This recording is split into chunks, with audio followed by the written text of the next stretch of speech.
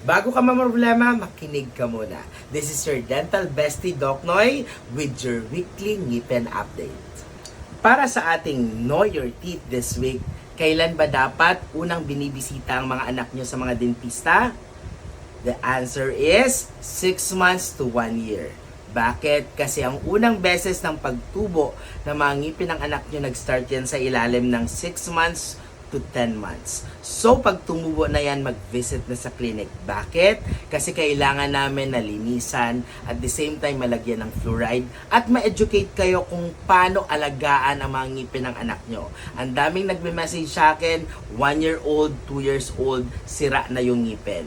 So, early ng education, mas magiging better yung mga ngipin ng mga anak nyo at para malaman nyo rin yung mga sign and symptoms ng pagtubo ng ngipin ng mga anak nyo, which is redness, sore ng gums, or pag-rub nila ng kanilang ear.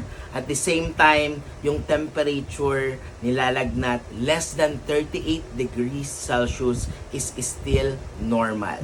At very important ang early visit sa clinic para sa environment ng clinic, masanay ang inyong mga anak. Very important na from time to time, gusto nilang magpa-dentista kasi nasasanay na sila. Let's talk teeth, truth at tamang alaga.